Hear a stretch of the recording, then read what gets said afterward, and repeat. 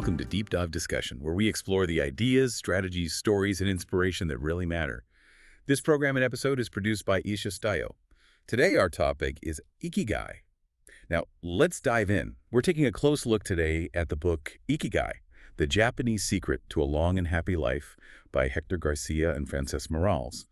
And our mission really is to try and understand this Japanese idea, Ikigai, your personal reason for being, and see what the book can tell us about maybe living a more fulfilling, longer life. We'll definitely be looking at what the authors found in places like Ogimi in Okinawa. Yeah, absolutely.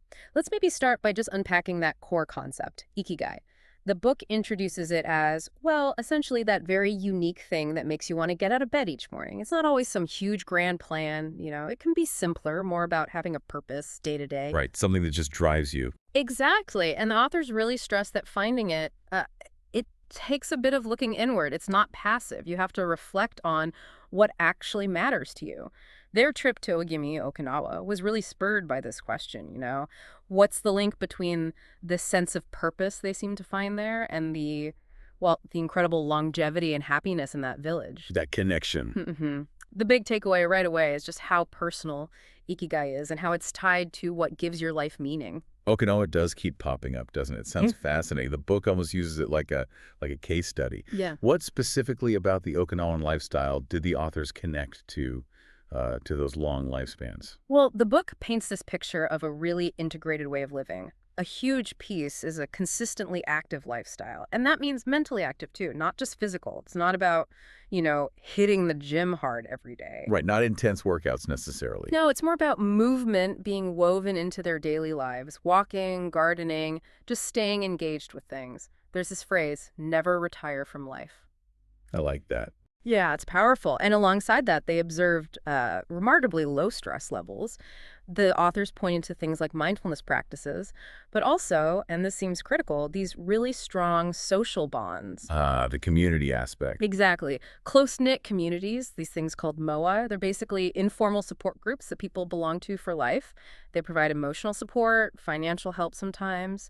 It's a real safety net. Wow, lifelong friends built into the system. Sort of, yeah. So it shows it's not just individual choices, it's the whole social fabric that supports this longevity. That makes a lot of sense. Being, woven into a community and staying active, but gently, consistently.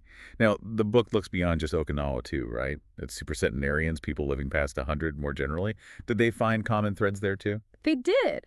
And what's striking, again, is often the simplicity of their daily routines. The book brings up this Okinawan practice called hara hachibu. Hara hachibu. Yeah, it means eating only until you're about 80% full. It's a kind of mindful eating. Seems to help prevent overeating and all the health issues that can come with it. Simple, but effective, I guess. Seems to be. They also saw that emphasis on daily, low-intensity movement again.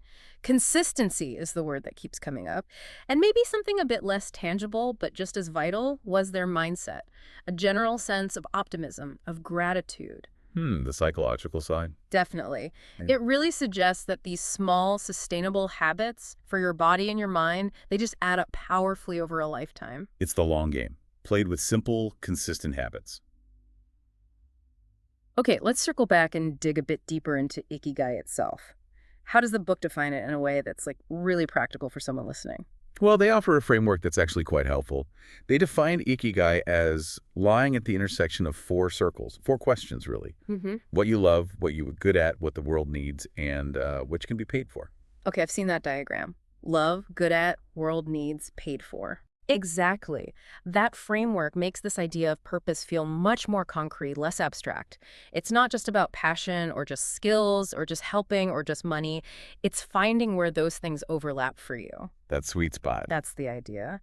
And the authors argue that having clarity on your Ikigai, it acts like an internal compass. It provides motivation and, importantly, resilience when things get tough. It gives you a clear why that keeps you going. Yeah, that four-part definition really helps make it feel less fuzzy, less like some mystical quest. The book also talks about flow, that state of being totally absorbed.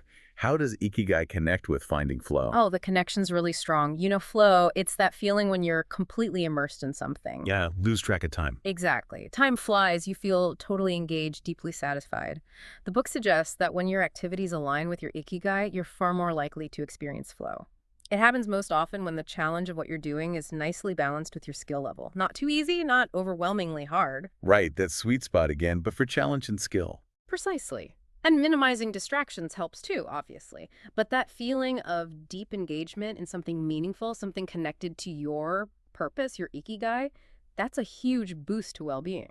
So finding and living your Ikigai could actually lead to more of those really satisfying, in-the-zone moments. The book shares stories too, right, from these Okinawan elders who seem to embody this longevity. What stands out from their lives? Their stories are incredibly insightful, yeah. One big theme is just how connected they remain to their communities. And they stick to daily routines that give structure and purpose even in very old age. A reason to get up, connect, do things. Absolutely. And there's a real spirit of lifelong learning and creativity, too. They stay curious, they keep doing things they enjoy, things they find meaningful. And maybe most powerfully, the book highlights the immense value they place on social ties, that sense of belonging. It really reinforces that community point. It does. These elders really show us that staying active socially, mentally, physically, and having that clear purpose are just fundamental to a vibrant later life. It definitely paints a picture of aging not as decline, but as continued engagement. Did the authors list out specific habits they saw again and again in Japanese centenarians generally? Yes, they did notice several recurring patterns. Many mentioned waking up early, Okay. engaging in some kind of gentle daily movement or exercise, eating light, fresh meals that comes up again, low stress levels, of course, and having that clear sense of purpose, their ikigai. Purpose keeps coming back. It's central. The book also notes an appreciation for simple pleasures, for daily rituals that bring calm and enjoyment. And interestingly, many talked about the satisfaction they got from helping others, from feeling useful in their community. That seemed really important. It really drives home the power of small, consistent choices and that feeling of connection and contribution. Okay, let's talk food for a minute. The Ikigai diet.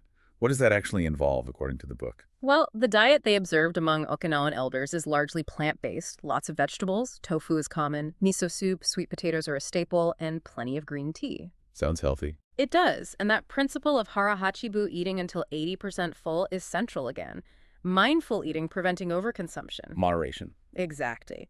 The focus is on whole, unprocessed foods, ideally local and seasonal. And hydration, especially green tea, is important too. It's less about rigid rules, more a balanced, moderate approach with natural, nutrient-dense foods. So a sustainable way of eating, focused on whole foods, not some extreme diet. Yeah. Makes sense. And you mentioned gentle movement earlier. The book emphasizes that over, say, high-intensity stuff. It does, yeah. The focus is much more on integrating regular, low-impact activity into your daily routine. Things like walking, spending time in the garden, maybe some yoga or tai chi. Things most people can actually do consistently. That's the key, consistency over intensity. The book really draws that link between regular physical activity and mental well-being. Even gentle movement has significant long-term benefits for body and mind. That's definitely encouraging. All right, so towards the end, the book brings in some other Japanese concepts like wabi-sabi and gaiman. How they fit in? Right. These concepts offer a philosophical lens, really, for dealing with life's inevitable difficulties. Wabi-sabi is essentially about finding beauty in imperfection, in the transient nature of things. Accepting things as they are, flaws and all. Appreciating the imperfect. Yeah. And gaiman is more about resilience, about enduring hardship with dignity and self-control without excessive complaint, keeping your composure. Inner strength. Exactly. The book suggests that embracing these ideas helps cultivate emotional resilience, a more accepting attitude towards challenges.